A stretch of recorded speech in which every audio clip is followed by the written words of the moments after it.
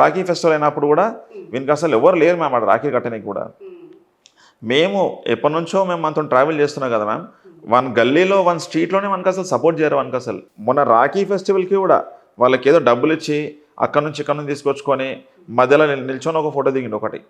So ఎట్లా అంటే నేను పెద్ద అన్న నేను అన్నట్టు ప్రూవ్ చేసుకుని అంత ఇట్లా నాకు ఇంత ఫాలోయింగ్ ఉందని చెప్పేసి. బట్ అంతా మళ్ళీ ఫేకే, అంటే వీడు ఏది చేసినా ఫేకే మొత్తం అంతా. ఫేక్ అక్కచెల్లెలు ఉంటారు వీనికి, రాఖీ కట్టనికి వచ్చిన వాళ్ళు ఫేక్ ఫాలోవర్స్ ఉంటారు, fake social media, fake comments. ఈ కమెంట్స్ కూడా ఏంటంటే హాస్టల్ల దగ్గర పోతాడు, అక్కడ ఆ హాస్టల్ పిల్లల్ని తీసుకొని ఆ ఫోన్ తీసుకొని వాళ్ళ దగ్గర నుంచి కమెంట్స్ అనమాట. ఒక హాస్టల్కి పోతే మినిమం ఒక 30 మెంబర్సే దొరుకుతారు. ఇది వీని స్ట్రాటజీ ఇది. ఇంకా కొంచెం సెలబ్రిటీస్ ఇంకా పెద్ద పెద్ద పొలిటీషియన్స్ మరి వాళ్ళతో ఎందుకుండు అనేసి అంటే ఇది కూడా మళ్ళీ ఏంటంటే నేషనల్ ట్రెజరర్ పోస్ట్ ఏదైతే వచ్చిందో వీనికి అది ఒక యాక్సెస్ పాయింట్ లాగా వాడుకుంటాడు వీడు. యాక్సెస్ పాయింట్ అంటే మ్యామ్ ఇప్పుడు వాడు ఒక పొజిషన్లో ఉన్నాడు కాబట్టి వాడు ఏ పొజిషన్లో ఉన్న వాళ్ళని కూడా గెలవచ్చు పోయేసి యాజ్ ఎ ట్రెజరర్. ఆ పాయింట్ వాడుకొని అక్కడ వెళ్ళేసి వాళ్ళతో ఫొటోస్ దిగి అది ప్రమోట్ చేస్తారు సోషల్ మీడియాలో.